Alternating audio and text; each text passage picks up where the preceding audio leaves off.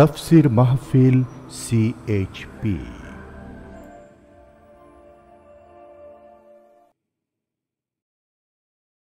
বিসমিল্লাহির রহমানির রহিম। মুসলমানদের বিরুদ্ধে গভীর ষড়যন্ত্র এ বিষয়ে আলোচনা করছেন বিশ্ববরেণ্য মুফাসসির কোরআন আল্লামা দেলোয়ার হোসাইন সাঈদী। শব্দধারণ মাহসিন সাউন্ড সিস্টেম, প্রযোজনায় CHP। শুধু তাফসীর মাহফিল CHP চ্যানেলে আল্লামা সাঈদীর মূল্যবান আলোচনা এখন দেখতে পাবেন। বিষয় মুসলমানদের বিরুদ্ধে গভীর ষড়যন্ত্র।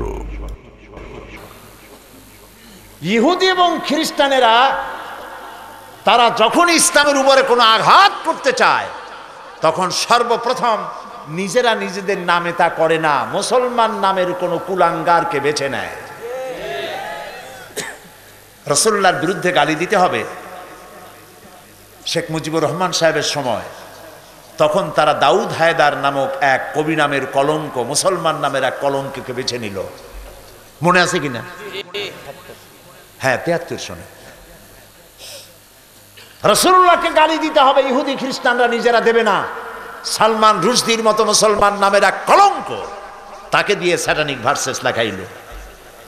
কোরআন ভুল, নাউজুবিল্লাহ। নারীদের উপর অত্যাচার করেছে কোরআন, নাউজুবিল্লাহ। এইটা বলার জন্য তারা নিজেরা বলে নাই। আমার দেশের এক হতভাগ্য পাপিয়সী নারীকে দিয়ে সেইটা লেখাইল। আমি ওই দুষ্টা, ভ্রষ্টা, নষ্টা মেয়ে লোকটার নাম নিতে চাই না। এরপরে খতমে নবুয়তের উপরে হামলা করতে হবে। সেই জন্য ওরা করল না, যেহেতু আমাদের আকীদার মূল বস্তু হলো কোরআন। আমাদের মূল বিষয় কি? কোরআন। এক হচ্ছে আল্লাহ, তারপরে রাসূল, কোরআন আর হাদিস। আমাদের ঐক্যের এই 4টি বিষয়, এর বাইরে কোনো বিষয় নাই। এর বাইরে কোনো বিষয়, আপনারা কি একমত আমার সাথে? আল্লাহ, রাসূল, কোরআন, হাদিস, বাইরে কিচ্ছু নাই। এটি হলো আমার ঐক্যের মূল পয়েন্ট, ফাউন্ডেশন। আমার আকীদাকে নষ্ট করার জন্য নানাবিধ আক্রমণ হচ্ছে, সবগুলি এখন বলবো না। খতমে নবুয়ত আমার আকীদা, রাসূলের পরে আর কোনো ব্যক্তি নবী হবেন না। এ ব্যাপারে আমার সাথে একমত কিনা? যারা জবাব দিলেন না তারা কি একমত কিনা? মুহাম্মদ সাল্লাল্লাহু আলাইহি ওয়াসাল্লামের পর আর কোনো নবী হবে না। আল্লাহ তাআলা কোরআনে কারিমে বলেছেন, মা কানা মুহাম্মাদুন আবা আহাদিম মির রিজালিকুম ওয়ালাকির রাসূলুল্লাহি ওয়া খাতামান নাবিয়্যিন। মা কানা মুহাম্মাদুন আবা আহাদিম মির রিজালিকুম। মুহাম্মদ সাল্লাল্লাহু আলাইহি ওয়াসাল্লাম তোমাদের কোনো পুরুষদের পিতা নন। কে বলতেছেন? আল্লাহ। আল্লাহ তাআলা বলছেন। কিন্তু আমরা জানি তিনি তো পুরুষদের পিতা ছিলেন। ইব্রাহিম, তৈয়ব, তাহের, কাসেম রাসূলের ছেলে ছিলেন না? কিন্তু আল্লাহ বলছেন তিনি কোনো পুরুষদের পিতা ছিলেন না। তাহলে কথাটা কি হলো? দেখেন আল্লাহর কথা কত হাকিমানা আন্দাজ। আল্লাহর কথা আল্লাহরই কথা, কোনো ভুল এর মধ্যে নাই। রাসূলুল্লাহ তোমাদের কোনো পুরুষদের পিতা নন। একথার যুক্তি হচ্ছে এই যে রাসূলের যেসব ছেলেরা জন্মগ্রহণ করেছিলেন পুরুষ হওয়ার আগেই মারা গেছে বাচ্চা অবস্থায়। আমরা পুরুষ কারে বলি? কোনো বাচ্চার, এই বাচ্চাটারে পুরুষ কই? কি বলি? শিশু, তিফল, বাচ্চা। তিনি তোমাদের কোনো পুরুষদের পিতা না। যারা হয়েছিল তারা বাচ্চা অবস্থায় মারা গেছে। সুবহানাল্লাহ, সুবহানাল্লাহ। মা কানা মুহাম্মাদুন আবা আহাদিম মির রিজালিকুম ওয়ালাকির রাসূলুল্লাহ। তিনি হচ্ছেন আল্লাহর কি? ওয়া খাতামান নাবিয়্যিন। এবং নবীদের মিশন তাকে দিয়ে খতম করা হয়েছে, শেষ করা হয়েছে, কমপ্লিট করা হয়েছে। আল্লাহর নবী বলেছেন একটি বিল্ডিং যদি তৈরি হয় আর একখানা ইটের অভাব যদি থাকে, বিল্ডিংটা অপূর্ণ থেকে যায়। ইটটা দিলে পরে বিল্ডিং পূর্ণ হয়ে যায়। নবুয়তের ইমারত, আল্লাহ যে নবুয়তের বিল্ডিং বানিয়েছিলেন, একখানা ইটের অভাব ছিল। রব্বুল আলামিন আমাকে সেই শেষ ইটখানা বানিয়ে নবুয়তের মিশন কমপ্লিট করেছেন। আমি নবুয়তের সেই শেষ ইটখানা। খাতাম এর শব্দের অর্থ হচ্ছে কমপ্লিট, শেষ করে দেওয়া। তা রসুলের পরে আর কোন নবী আসবেন না। গোলাম মোহাম্মদ কাদিয়ানী পাঞ্জাবের গুরুদাসপুর জেলায় জন্মগ্রহণ করে। ইন্ডিয়ার মধ্যে যে পাঞ্জাব, ওইটার মধ্যে গুরুদাসপুর, ওইখানে কাদিয়ান নামক জায়গায় জন্মগ্রহণ করে। পৃথিবীর যত বড় বড় পাপী আছে, সেই পাপীদের এক শ্রেষ্ঠ পাপী, জঘন্য। ব্রিটিশের গোলাম সে ছিল, তাকে ব্রিটিশরা তাদের দালাল হিসাবে ব্যবহার করল। তাকে নবুয়ত দাবির কথা তাকে বলা হলো, সে নবুয়তের দাবি করলো। আর তার কাছে বিচিত্র ওহী এলো। দুনিয়ায় সব নবীদের কাছে একই ভাষায় ওহী এসেছে, আরবি, হিব্রু, তারপরে সুরিয়ানি, নানান ভাষায় ওহী এসেছে। একমাত্র ভণ্ড গোলাম মোহাম্মদের কাছে নানান ভাষায় ওহী আসছে, উর্দুতে, ফার্সিতে, তারপরে ইংরেজিতে, আরবিতে, ৫-৬টা ভাষায় ওহী নাজিল হয়েছে। শয়তান, শয়তান! কি মারাত্মক কথা সে বলেছে! সে বলেছে যে আমি স্বপ্নে দেখলাম আমি যেন এক যুবতী নারী, আর আল্লাহ আমার সামনে এলেন যুবক এক পুরুষ হয়ে। এরপরে যা লিখেছে আমার মুখ দিয়ে তা উচ্চারণ করা অসম্ভব। গোলাম মোহাম্মদ কাদিয়ানীর কবরে জাহান্নামের আগুন জ্বলুক কিয়ামত পর্যন্ত।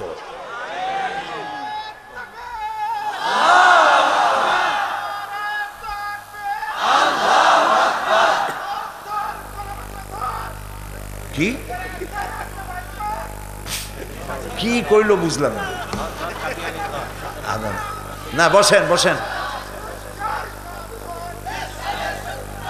বসেন। কি একটা সর্বনাশ করল! এরকম ধর্মার করলে হবে না।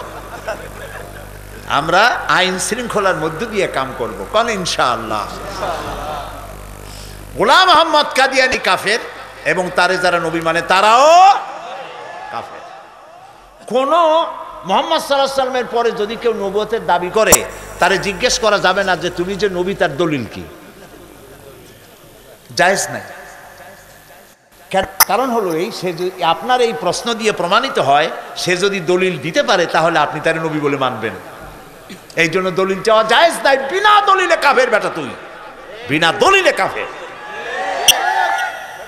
মুহাম্মদ সাল্লাল্লাহু আলাইহি ওয়াসাল্লামের পর আর কোন নবী আসবেন না, তিনি শেষ নবী।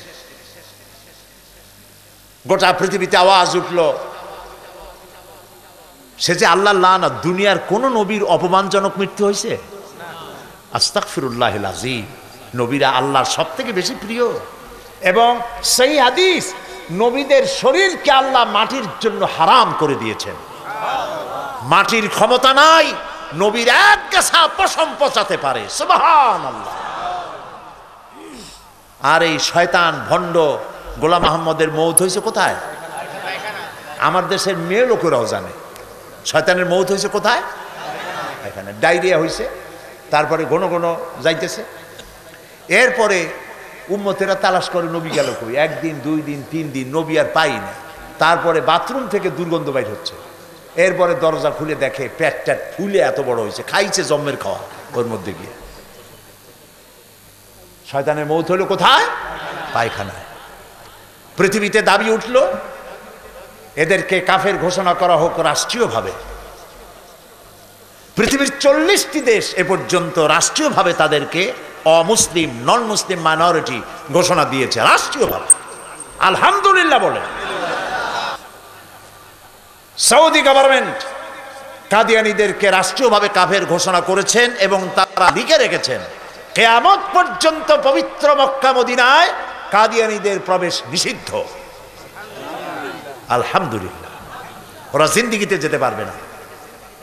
বাংলাদেশে দাবি উঠেছে এদেরকে নন মুসলিম মাইনরিটি ঘোষণা করা হোক রাষ্ট্রীয়ভাবে। আলেম ওলামারা মিছিল করছে, সংগ্রাম করছে, সমাবেশ করছে, করছে তো করছেই বছরের পর বছর ধরে। কেউ কান্দায় নাই, কেউ বন্ধ করেনি, কেউ এদেরকে নন মুসলিম মাইনরিটি বলে নাই। সর্বশেষ জোট সরকার কাদিয়ানীদের প্রচার প্রপাগান্ডা বন্ধ করার জন্যে সকল রক্তচক্ষুকে উপেক্ষা করে সরকার ঘোষণা দিয়েছে কাদিয়ানীদের সকল রকমের প্রকাশনা, বিপণন, সংরক্ষণ রাষ্ট্রীয়ভাবে নিষিদ্ধ ঘোষণা করা হয়েছে। আর একখানা বই তারা ছাপাতে পারবে না, একখানা বই বিক্রি করতে পারবে না, এবং এই বই যার কাছে পাওয়া যাবে তাকেই গ্রেফতার করা হবে।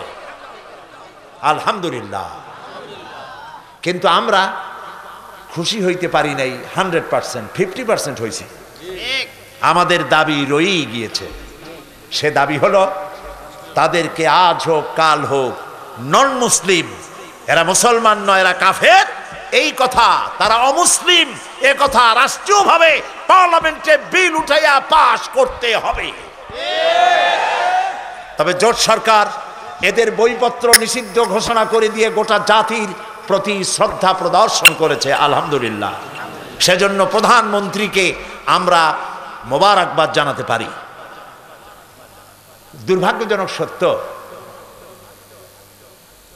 রাষ্ট্রীয়ভাবে যখন তাদের বইপত্র নিষেধ করা হলো তখন বিরোধী দলীয় নেত্রী তিনি কাদিয়ানীদের পক্ষ অবলম্বন করলেন। তিনি বললেন এটা নাকি মানবাধিকার লঙ্ঘন হয়েছে এবং মানুষের ফ্রিডম অফ স্পিচ, কথা বলার স্বাধীনতাকে লাগাম লাগানো হয়েছে। ফ্রিডম অফ স্পিচ কি? আমার বাক স্বাধীনতার অর্থ কি আমার মায়ের বিরুদ্ধে কথা বলা? আমার বাক স্বাধীনতার অর্থ কি আমার জন্মদাতার বিরুদ্ধে কথা বলা?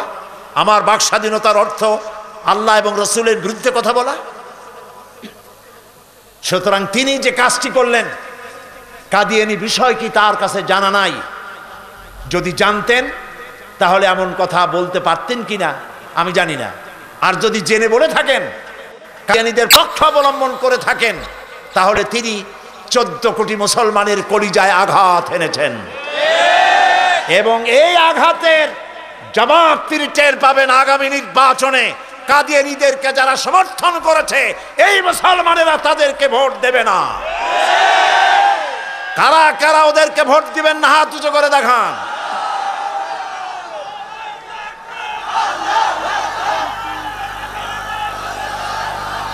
হাত নামা, হাত নামা, বলি আলহামদুলিল্লাহ। সুতরাং তাদেরকে চিহ্নিত করতে হবে এরা অমুসলিম। হিন্দু খ্রিস্টান যেমন আমার দেশে নাগরিক অধিকার নিয়ে বাস করে, সরকারকে বলতে হবে এরা নন মুসলিম, ওরাও অধিকার নিয়ে এখানে বাস করবে। এটা ওদের গ্যারান্টি, ওদের বেঁচে থাকার, ওদের সম্মানের গ্যারান্টি অমুসলিম ঘোষণা করে দেওয়া। সেই জন্য কাদিয়ানীরা যে অমুসলিম, তারা যে মুসলমান না, এইটা বোঝার জন্য আপনাকে জ্ঞান অর্জন করতে হবে। ওরা কি কি বলেছে, গোলাম মোহাম্মদ কাদিয়ানী কি কি বলেছে, আমি গত জানুয়ারি মাসের 21, 22, 23 পল্টনে বক্তব্য করেছিলাম। তাফসীর মাহফিল, 27তম তাফসীর মাহফিল। দ্বিতীয় দিন শুধু আলোচনা করেছি কাদিয়ানীদের উপরে। গোলাম মোহাম্মদ কাদিয়ানীর অসংখ্য বইতে কোথায় কি কি সে বলেছে সেগুলি তত্ত্বভিত্তিক আমি আলোচনা করেছি। ওই আলোচনাটা কর্তৃপক্ষ পছন্দ করেছেন, যারা এই মাহফিল করেছেন পছন্দ করেছেন। একটি প্রকাশনা গ্লোবাল প্রিন্টিং প্রেস, তারা পছন্দ করেছেন। এটি জাতিকে জানানো। এই মাহফিলে যারা আসছেন আমি বিশ্বাস করতে পারি না 1%ও জানেন কিনা যে কাদিয়ানীরা কেন মুসলিম, 1%ও জানেন কিনা। সেই জন্য গোটা জাতিকে আজ জানতে হবে কাদিয়ানীরা অমুসলিম কেন। কারণ এটা না জানলে আপনি নিজেও ওই ফিতনায় পড়ে যেতে পারেন। যেমন যেমন শেখ হাসিনা ফিতনায় পড়েছে, বিভ্রান্ত হয়েছেন, তার দল বিভ্রান্ত হয়েছে, বুদ্ধিজীবীরা বিভ্রান্ত হয়েছে, আপনিও বিভ্রান্তি হতে পারেন। এই জন্য কাদিয়ানীরা কেন মুসলমান নয়, আমার সেই বক্তৃতা ছাপা হয়েছে, এই সেই বই কাদিয়ানীরা কেন মুসলমান নয়, তথ্যভিত্তিক আলোচনা, 2 ঘন্টার আলোচনা এই বইটি। গ্লোবাল প্রিন্টিং প্রেস এটা ছেপেছে ঢাকা থেকে। এই সুন্দর বইটি 50 টাকা হাদিয়ায় তারা বিক্রি করে। ঢাকা থেকে এসেছে, এখানে কোথায় তারা বসেছে আমি জানি না। আপনারা যাওয়ার সময় বইটি খুঁজে নেবেন। প্রত্যেক মুসলমানের বইটি পড়া দরকার। এবং কাদিয়ানী ফিতনা বর্তমান সময়ের একটি বড় ফিতনা। এর থেকে নিজেকে এবং বন্ধু বান্ধবদেরকে বাঁচানো জরুরি। প্রিয় ভাই সব, কোরআন শরীফ আমরা সকলে পড়ি, কিন্তু কোরআন বুঝি না, এটা ঠিক কিনা? সেই কথাই ছিল আজকের আমার আলোচনার মূল প্রতিপাদ্য। কোরআন আরবি কোরআন, এই রকমের কোরআন শরীফ আমাদের প্রত্যেকের ঘরে আছে, ঠিক না ভাই? বলেন না কেন? এই জন্য আল কোরআন একাডেমি লন্ডন ভিত্তিক একটি প্রতিষ্ঠান, তারা কোরআন শরীফ বাংলা অনুবাদ করেছে। একদিকে বাংলা আর একদিকে কোরআন, একদিকে কোরআন আর একদিকে বাংলা, সহজ সরল অনুবাদ। আমার দৃষ্টিতে এত সহজ সরল অনুবাদ আমি আর দেখি নাই। 750 পৃষ্ঠার এই বিশাল গ্রন্থ আল কোরআন একাডেমি লন্ডন মাত্র 100 টাকা হাদিয়া দিচ্ছে।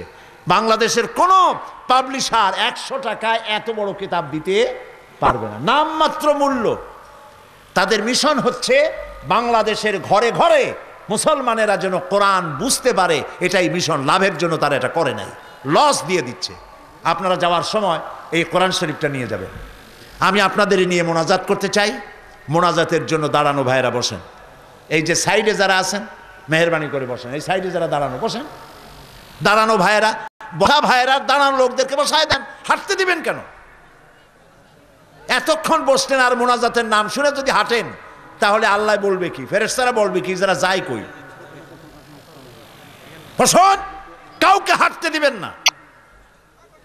প্রিয় ভাই সাহেব, আরেকটি বইয়ের কথা আপনাদেরকে বলতেই হয়। সেটা হলো, লোকেরা আমারই প্রশ্ন করে, আপনি পীর মুরিদি করলেন না কেন? কারণ আমার আব্বা এবং চাচা দুজনই ছিলেন ফুরফুরার হজরত মাওলানা আবু বকর সিদ্দিকী রহমতুল্লাহ আলাইহির খলিফা ছিলেন। তাদের অনেক মুরিদ ছিল।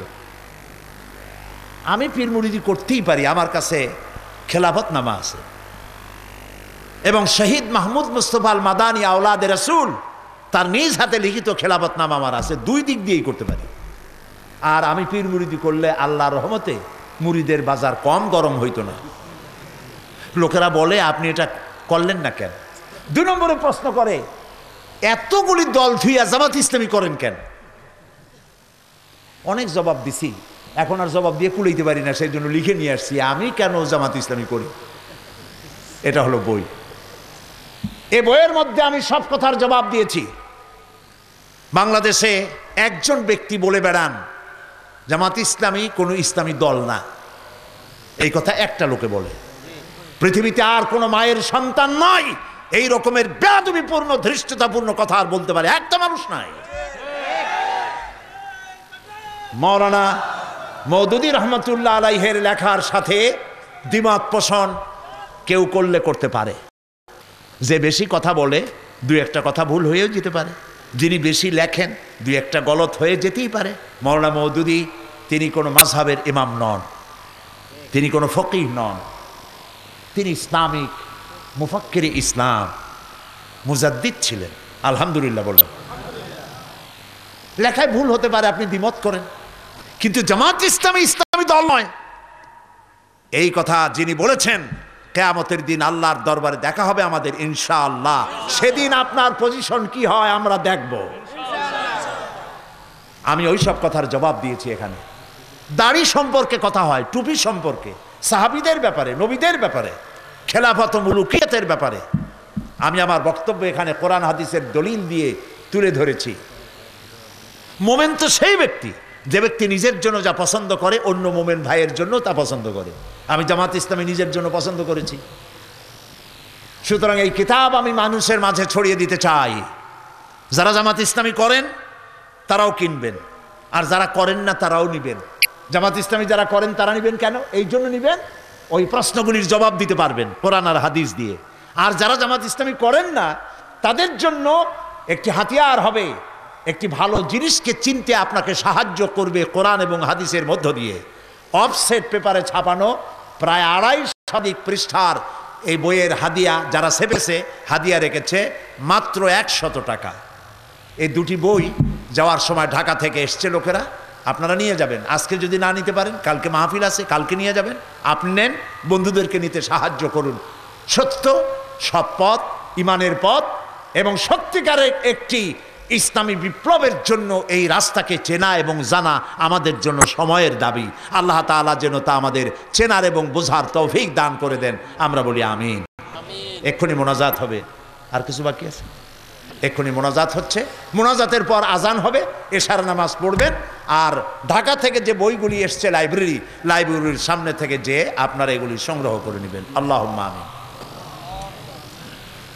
রব্বানা যালামনা আনফুসানা ওয়া ইল্লাম তাগফির লানা ওয়া তারহামনা লানাকুনান্না মিনাল খাসিরিন।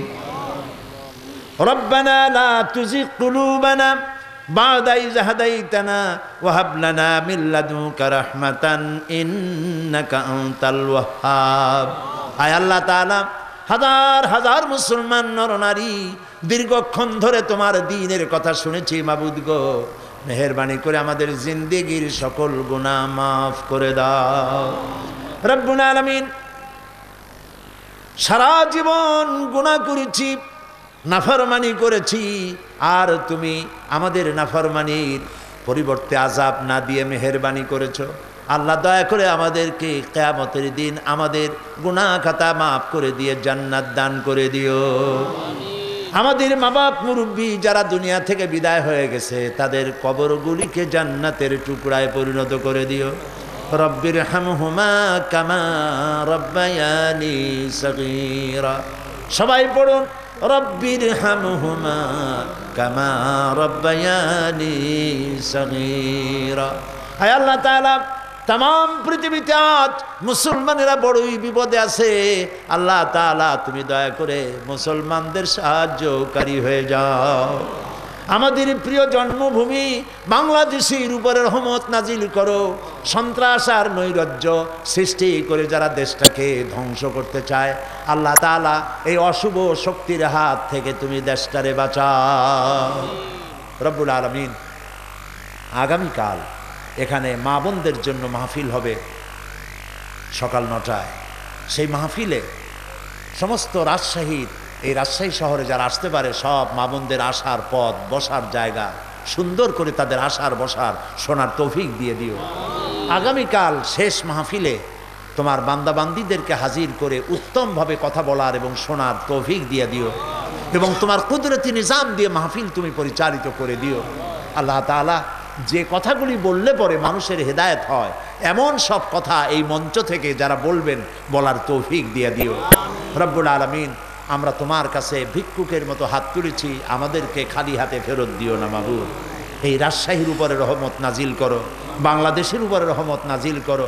আল্লাহ তাআলা এখানে একটি বিশ্ববিদ্যালয় আছে, আল্লাহ তাআলা বিশ্ববিদ্যালয়টিকে শান্তি স্বস্তি দাও, শান্তিপূর্ণ পরিবেশে লেখাপড়া করতে পারে মানুষ, এই সুযোগ তুমি করে দাও। আল্লাহ তাআলা তুমি দয়া করে গোটা দেশকে শান্তির আমানের দেশে পরিণত করে দাও। রব্বানা তাকাব্বাল মিন্না ইন্নাকা আনতাস সামিউল আলিম ওয়া তুব আলাইনা ইন্নাকা আনতাত তাওয়াবুর রহিম। সুবহানা রাব্বিকা রাব্বিল ইজ্জাতি আম্মা ইয়াসিফুন ওয়া সালামুন আলাল মুরসালিন আলহামদুলিল্লাহি রাব্বিল আলামিন। ওয়াজআল আখিরা কালামিনা ইনদাল মাউতি লা ইলাহা ইল্লাল্লাহু মুহাম্মাদুর রাসূলুল্লাহ। আসসালামু আলাইকুম ওয়া রাহমাতুল্লাহ।